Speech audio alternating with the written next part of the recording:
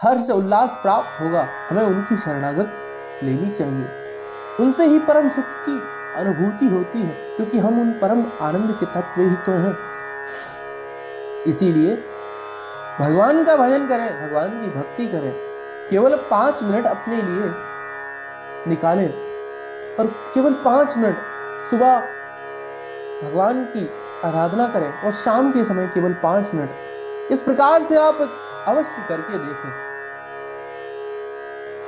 आइए कथा में प्रवेश करते हैं। इसके बाद गोकर्ण जी महाराज कहते हैं कि पिताजी, देहेस्तिमाशम रुधिरेभिमतिम, देहेस्तिमाशम रुधिरेभिमतिम, पिताजी ये जो देह है, ये जो शरीर है, ये रुधिर मांस मज्जा के अलावा और कुछ नहीं है। इसे आपने जो अपना मान रखा है, इसमें भी जो आपने मैं बुद्धि कर रखी है कि ये मेरा, ये मेरा, ये मेरा, सब भगवान का, कुछ नहीं है आपका। इस मैं बुद्धि को त्याग दीजिए और इस संसार को क्षण भंगुर मानिए, केवल स्वप्न और मिथ्या मानिए। जिस प्रकार से आप स्वप्न में कोई भी सुंदर दृश्य देखते हैं, परंतु जब प्रातः काल होती है तो वह सब ऐसा कुछ नहीं होता है महाराज। उसी प्रकार से जगत स्वप्न और मिथ्या के जो है समान ही है। भगवान की माया के कारण यह हमें सब सत्य प्रतीत होता है, सत्य लगता है महाराज। भगवान की माया के कारण हमें यह सब सत्य लगता है, क्योंकि भगवान के द्वारा बनाई हुई माया झूठी हो ही नहीं सकती। तो इसीलिए जगत जो है मिथ्या है, स्वप्न है। इस प्रकार से गोकर्ण जी महाराज ने कहा और कहते हैं कि पिताजी, इस संसार में जितने भी पदार्थ हैं वह सभी खत्म होने वाले हैं, समाप्त होने वाले हैं। जितने भी पदार्थ हैं वह सभी भय देने वाले हैं। यदि सुख है तो दुख का भय है महाराज। यदि यौवन अवस्था है तो वृद्ध अवस्था का भय है। धन है तो अहंकार का भय है। उसी प्रकार ये शरीर है तो मृत्यु का भय है। पिताजी, इस प्रकार से इस संसार में समस्त वस्तुएं केवल भय ही देने वाली है। यदि एकमात्र कोई वस्तु अभय प्रदान करने वाली है तो वह केवल भगवान का नाम संकीर्तन ही है। वही भगवान का नाम, भगवान का भजन, गोविंद को प्राप्त करना, भगवान की नामों का गुणगान करना, भगवान की सेवा करना, पूजा अर्चना करना। भगवान का नाम ही एकमात्र अभय प्रदान करने वाला है इस घोर कलिकाल में। पिताजी, इस प्रकार से आप मेरे गोविंद के नामों का गुणगान करें, भगवान के सुंदर श्यामल वर्ण स्वरूप का ध्यान करें। सुंदर भगवान ने पीतांबर धारण कर रखा है, शंख चक्र पदा गद्म पदा पद्म आदि धारण कर रखे हैं। ऐसा सुंदर स्वरूप है भगवान का। इस प्रकार से जब गोकर्ण जी महाराज ने अपने पिता को उपदेश दिया, तो इस प्रकार से जब गोकर्ण जी महाराज ने अपने पिता को सुंदर वैराग्य का उपदेश दिया, आत्मदेव जी महाराज सब कुछ त्याग दिया महाराज और वन की ओर चल दिए, सुंदर आसन बिछा करके वृक्ष के नीचे, और श्रीमद् भागवत के 10वें स्कंद का पाठन करके भगवान को प्राप्त कर लिया। बोलिए भक्त वत्सल भगवान की जय। इधर पिता के वन चले जाने पर एक दिन धुंधकारी अपनी माता के पास अपनी इच्छाओं को पूर्ति करने के लिए, धन मांगने के लिए आता है। जब माता धन देने से मना कर देती हैं तो धुंधकारी माता को पीटने के लिए दौड़ता है, अपनी माता पर हाथ उठाने का प्रयास करता है। माता इस दुख को बर्दाश्त नहीं कर पाती है और कुएं में कूद करके रात्रि में ही अपने प्राणों का त्याग कर देती है। इस प्रकार से माता का अंतिम संस्कार आदि कार्य करके और माता का श्राद्ध करने के लिए श्री गोकर्ण जी महाराज तीर्थ यात्रा पर निकल जाते हैं। अनेकों तीर्थों में भ्रमण करते हैं। इधर महाराज धुंधकारी स्वच्छंद रूप से हो गया, कोई उसके ऊपर महाराज अब किसी प्रकार का दबाव नहीं है, स्वच्छंद रूप से हो गया महाराज। अब वो घर में 5-5 वैश्याओं को लेकर के आ गया और खूब अपनी मनमानी करने लगा, मदिरा सेवन करने लगा। इधर जब उन वैश्याओं ने अनेकों प्रकार की मांगे करी तो धुंधकारी को चोरी का सहारा लेना पड़ा। अब वह महाराज उसने चोरी प्रारंभ कर दी, वह दूसरों के घर में चोरी करने लगा। एक दिन वह राजा के घर में जाकर के स्वर्ण के आभूषणों को चोरी करके लेकर के और अपनी उन वैश्याओं को देता है, उनकी पूर्ति करता है। वैश्याओं को महाराज जब यह पता चला कि अब यह महाराज हमारी इच्छाओं की पूर्ति करने के लिए और चोरी करने लगा है, एक न एक दिन राजा के सिपाही इसे अवश्य पकड़ लेंगे और इसे फांसी की सजा दे देंगे, इसके साथ हमारा भी मरना निश्चित है। इस प्रकार से महाराज इसका मरना तो निश्चित है, क्यों ना हम ही इसे मृत्यु दे दें।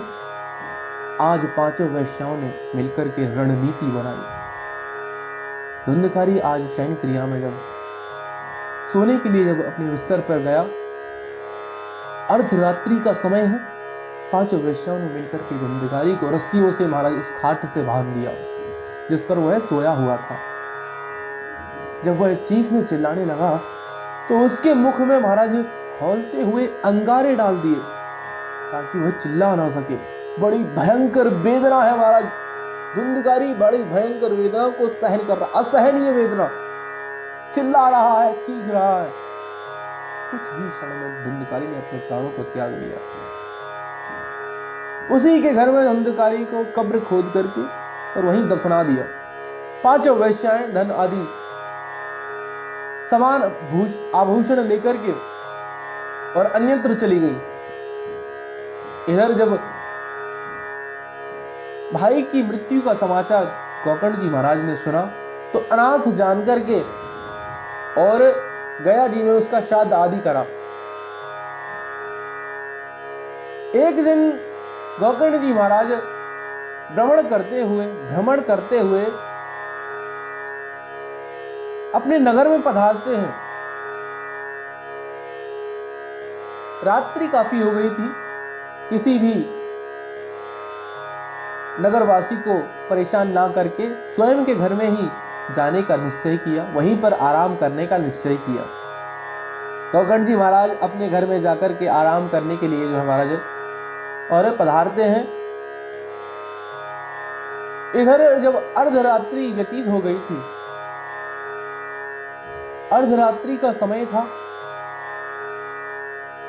अब तो महाराज जो है धुंधकारी भयानक रूप दिखाने लगा। कभी वह भैड़ा बन जाता तो कभी महाराज राजा का रूप धारण कर लेता, कभी सफेद वस्त्रों में एक डरावने पुरुष की भांति जो है महाराज सबको उन गोकर्ण जी महाराज को डराता। गोकर्ण जी महाराज विचार करने लगे कि अवश्य ही यह कोई दुर्गति को प्राप्त जीव है। गोकर्ण जी महाराज ने कहा कि तुम कौन हो, सामने आओ। धुंधकारी जब सामने आया तो वह कुछ कह रहा था परंतु कह नहीं पा रहा था, क्योंकि वह प्रेत योनि को प्राप्त था, झटपटा रहा था। अब गोकर्ण जी महाराज ने अपने कमंडल में से जल निकाला और गायत्री मंत्र से उस जल को अभिमंत्रित किया और जैसे ही धुंधकारी के ऊपर जो है महाराज फेंका, धुंधकारी बोलने लगा, अहम भ्राता त्वदीयोऽस्मि धुंधकारीति नामता स्वकीय नैव दोषेण ब्रह्मा तुम नाचित मया। अहम भ्राता त्वदीयोऽस्मि धुंधकारीति नामता स्वकीय नैव दोषेण धुंधकारीति नामता स्वकीय नैव दोषेण ब्रह्मा तुम नाशित मया। हे भ्राता, मैं आपका भाई धुंधकारी हूं। मेरे क्रूर कर्मों के कारण, मेरे पापों के कारण मुझे ये जो है प्रेत योनि प्राप्त हुई है। ये प्रेत योनि अत्यंत कष्टदायक है, अत्यंत वेदना से भरी हुई है। मैं इस योनि में अत्यंत कष्ट पा रहा हूं। अरे ना मैं कुछ ग्रहण कर पाता हूं, ना कोई आहार ले पाता हूं, केवल वायु को लेकर ही जीवन यापन कर रहा हूं। बड़ा कष्ट होता है मुझे इस योनि में। कृपया आप मेरी मुक्ति का कारण बताएं और मुझे इस योनि से मुक्त करवाएं भ्राताश्री। इस प्रकार से वह धुंधकारी अनुनय विनय करने लगा।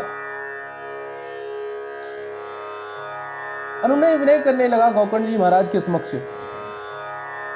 गोकर्ण जी महाराज ने कहा कि धुंधकारी, अभी तुम यहां से अपने स्थान को लौट जाओ। प्रातः काल होते ही मैं तुम्हारे मुक्ति के बारे में विचार विमर्श करता हूं। अब प्रातः काल होते ही गोकर्ण जी महाराज ने रात्रि में जो घटना घटी वह विस्तार पूर्वक संत महात्मा जनों से जो है कही। जब कोई भी एक निर्णय पर नहीं पहुंचा, तब गोकर्ण जी महाराज ने अपने गुरु सूर्यदेव भगवान की आराधना करी और सूर्य की गति को रोक दिया। ऐसा तपोबल था हमारे गोकर्ण जी महाराज का कि सूर्य की गति को रोक दिया और सूर्यदेव भगवान की स्तुति करने लगे। तुभ्यम नमो जगत साक्षिन ब्रही में मुक्ति हेतुकम। तुभ्यम नमो जगत साक्षिन ब्रही में मुक्ति हेतुकम। हे जगत के साक्षी सूर्यदेव, मैं आपको प्रणाम करता हूं। आपके चरणों में कोटि कोटि नमस्कार करता हूं। गुरुदेव, कृपया मेरे भ्राता धुंधकारी की मुक्ति का कारण बताएं। क्या उपाय है धुंधकारी की मुक्ति का, जिसको करके धुंधकारी मुक्त हो जाए। सूर्यदेव कहते हैं कि श्रीमद् भागवतम सप्ताह वाचनम गुरु, श्रीमद् भागवतम सप्ताह वाचनम गुरु। गोकर्ण जी, आप भगवान श्री हरि भगवान की श्रीमद् भागवत सप्ताह पारायण करवाइए, जिससे मनुष्य के जन्म जन्मांतर के पाप नष्ट हो जाते हैं और वह भगवान के धाम को प्राप्त कर लेता है। इस प्रकार से श्री गोकर्ण जी महाराज ने सुंदर ज्योति के माध्यम से मुहूर्त निकलवाया और सुंदर वक्ता का वर्ण किया। बंधु बांधवों को जो है निमंत्रण भेजा। श्रीमद् भागवत सप्ताह पारायण का सुंदर भव्य आयोजन करवाया महाराज। जब प्रथम दिन की कथा प्रारंभ हुई तो धुंधकारी वहां पर आया महाराज। प्रेत था तो एक स्थान पर ठहर नहीं पा रहा था। धुंधकारी को पंडाल में महाराज एक बांस दिखाई पड़ा जिसमें 7 गांठ थी। धुंधकारी उस 7 गांठ वाले बांस में प्रविष्ट हो गया। अब महाराज सप्त दिनश्चैव सप्त ग्रंथि विवेदनम, इस प्रकार से जब पहले दिन की कथा प्रारंभ हुई और कथा का विराम हुआ, पहले दिन की कथा का विराम हुआ तो एक जोर से जो है महाराज आवाज हुई, एक जोर की ध्वनि जो है महाराज प्रकट हुई। सबने आश्चर्य किया तो गोकर्ण जी महाराज ने कहा कि धुंधकारी की पहली गांठ खुली है, यानी उस बांस की पहली गांठ फटी महाराज। इसके बाद इसी प्रकार से सप्त दिनश्चैव सप्त ग्रंथि विभेदनम, इस प्रकार से 7 दिनों की कथा को श्रवण करके 7 उस बांस की गांठों को विभेदन करते हुए धुंधकारी सुंदर रूप में प्रकट हुआ महाराज। सुंदर तुलसी की माला धुंधकारी के गले में शोभायमान हो रही है। पीतांबर धारण कर रखा है, सुंदर श्यामल वर्ण है, सुंदर भगवान के जैसा ही स्वरूप है धुंधकारी का। देखिए भगवान की कृपा, अरे प्रेत पर भी मेरे गोविंद कृपा करते हैं, कृपा सिंधु है वो। जा पर कृपा राम की होई, जा पर कृपा राम की होई। बड़ी अपार कृपा है मेरे, बड़े दयालु हैं मेरे गोविंद, बहुत शीघ्र ही कृपा करते हैं। धुंधकारी पर कृपा करी। सुंदर भगवान की श्रीमद् भागवत सप्ताह पारायण को सुनकर के धुंधकारी सुंदर रूप में प्रकट हुआ और गोकर्ण जी महाराज की स्तुति करने लगा। गोकर्ण जी महाराज की स्तुति करने लगा और कहने लगा, धन्य भागवती वार्ता प्रेत पीड़ा विनाशिनी, सप्त होती तथा धन्य कृष्ण लोक फलापदा। धन्य है ये श्रीमद् भागवत कथा, जिसे सुनकर के अरे प्रेत योनि को प्राप्त मैं पापी भी तर गया। श्रीमद् भागवत की कथा को सुनकर के मुझ जैसे पापी जब तर सकते हैं तो आप तो निर्मल मनुष्य हैं, आपकी तो बात ही क्या करूं। और इस प्रकार से जो है महाराज, जब वह उपदेश दे ही रहा था सभी श्रोताओं गणों को, तभी वहां पर एक सुंदर विमान वहां पर उतरा महाराज और उसमें से भगवान के पार्षद चतुर्भुज रूप में जो है महाराज प्रकट हुए। देखते ही देखते धुंधकारी विमान पर चढ़ गया महाराज। तब महाराज जैसे ही वह विमान जाने लगा तो गोकर्ण जी महाराज ने कहा, अत्र विभवासंतो श्रोतारो मन निर्मला, अनितानि विमानानि नातेषां युगयत् कुतः। हे पार्षदों, मैं आपको नमस्कार करता हूँ, प्रणाम करता हूँ। पार्षदों, श्रीमद् भागवत तो धुंधकारी के साथ हम सभी ने भक्ति भाव से विभोर होकर के सुनी, परंतु विमान केवल धुंधकारी के लिए ही क्यों आया? कृपया इसका बताने की कृपा करें।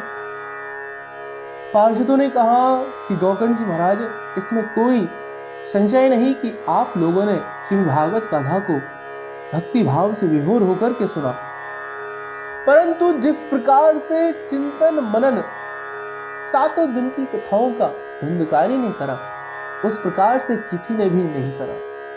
इसीलिए धुंधकारी के लिए सुंदर भव्य विमान आया है। हे गोकर्ण जी महाराज, आप परम ज्ञानी महात्मा हैं, आप पुनः श्रीमद् भागवत कथा कहिए और श्रोताओं का वर्णन कीजिए और श्रोताओं को कहिए कि वह श्रीमद् भागवत की सातों दिनों की कथाओं को चिंतन करें, भाई उनका जो है महाराज अपने मन में स्मरण करें, तो उनके लिए भी भगवान के धाम से विमान का आगमन होगा। इस प्रकार से गोकर्ण जी महाराज ने पुनः श्रीमद् भागवत कथा का आयोजन किया। इस बार महाराज भगवान गोविंद श्री कृष्ण साक्षात सभी पार्षदों के साथ में जो है हजारों विमानों के साथ में जो है धराधाम पर आ जाते हैं। देखते ही देखते सभी जो है महाराज नगरवासी गोकर्ण जी महाराज विमान में चढ़ जाते हैं। भगवान श्री कृष्ण गोकर्ण जी महाराज को गले से लगा लेते हैं। बड़ा ही सुंदर दृश्य है। जिस प्रकार से अयोध्या वासीन पूर्वम यथा रामेण संगति तथा कृष्णेन नेनीता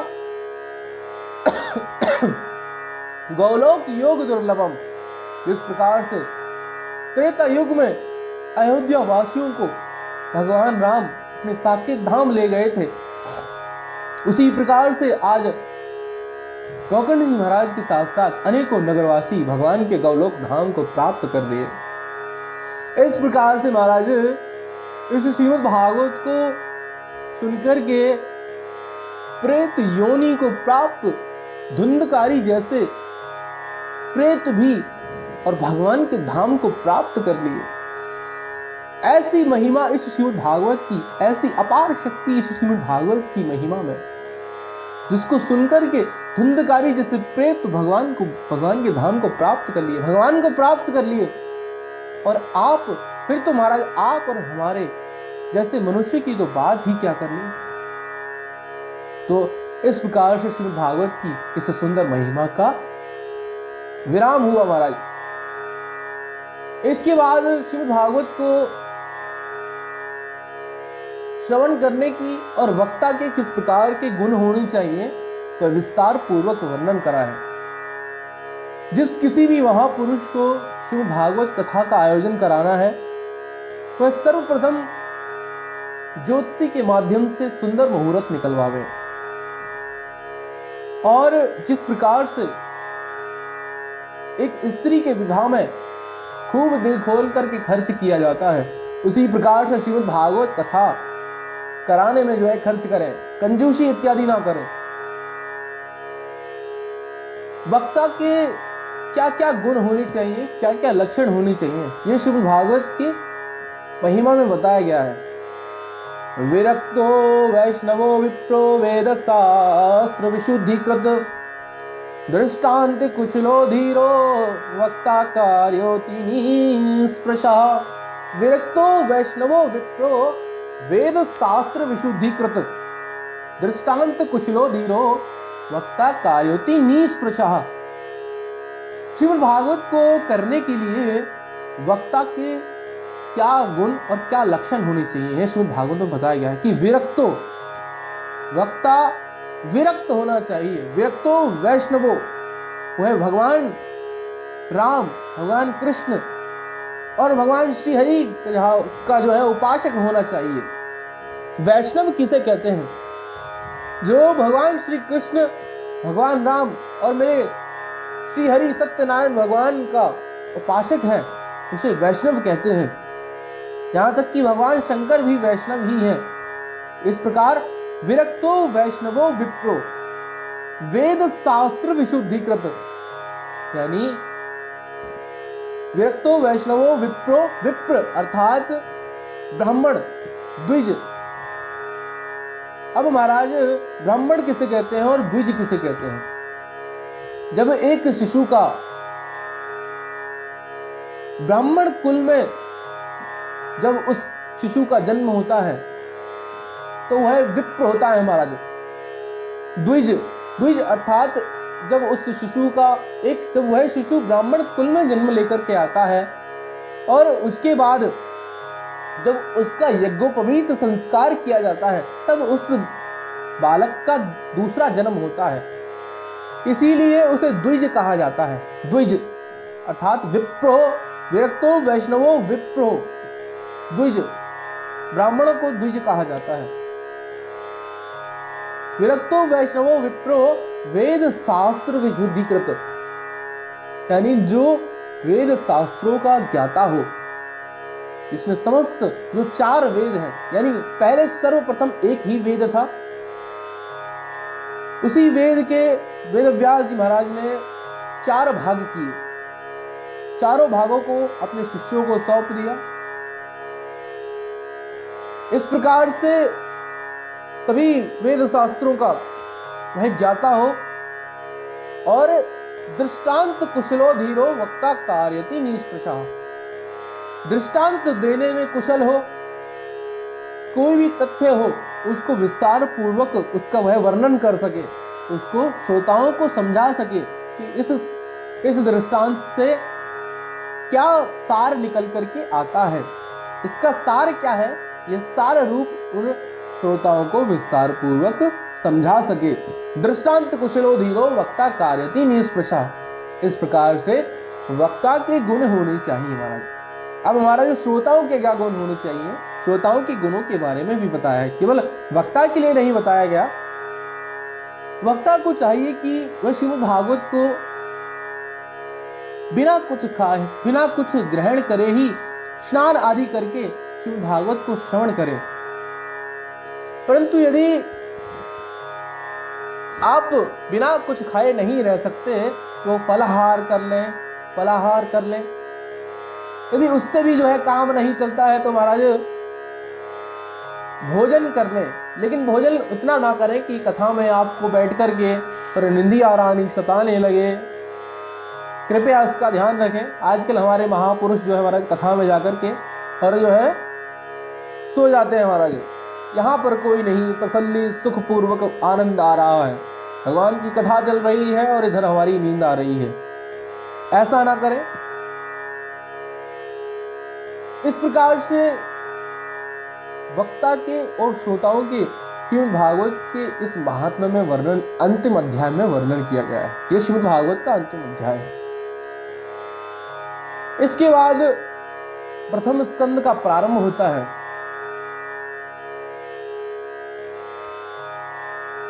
आप सभी को प्रथम स्कंद का श्रवण अगले प्रसंग में हम अवश्य श्रवण करवाएंगे। अभी के लिए श्रीमद् भागवत को विराम देते हैं, क्योंकि कथा तो कभी विराम नहीं होती, कथा तो निरंतर चलती ही रहती है। आइए भगवान के नामों का गुणगान करके श्रीमद् भागवत को विराम करें। मुकुंद माधव गोविंद बोल, केशव माधव हरि हरि बोल। मुकुंद माधव हरि हरि बोल, केशव माधव हरि हरि बोल। हरि हरि बोल प्यारे हरि हरि बोल, हरि हरि बोल प्यारे हरि हरि बोल। मुकुंद माधव गोविंद बोल, केशव माधव हरि हरि बोल। मुकुंद माधव गोविंद बोल, केशव माधव हरि हरि बोल। बोलिए श्री कृष्णचंद्र भगवान की जय, श्री सीतारामचंद्र भगवान की जय, श्री सुखदेव भगवान की जय, श्री वेदव्यास भगवान की जय, श्री सूत जी महाराज की जय, श्री भाष्यकार स्वामी रामानुज महाराज की जय, सब संतन की जय, सब भक्तन की जय। जय जय श्री राधे श्याम। आप सभी को जय जय श्री राधे, जय जय श्री श्याम। यदि इस दास से कोई भी त्रुटि हुई हो तो अवश्य बताएं, ताकि यह दास उस त्रुटि में सुधार कर सके। यदि आपको इस दास की एक भी बात जो है पसंद आई हो तो अवश्य अपने भावों और विचारों को प्रकट करें और सब्सक्राइब जरूर करें। जय जय श्री राधे, जय जय श्री राम।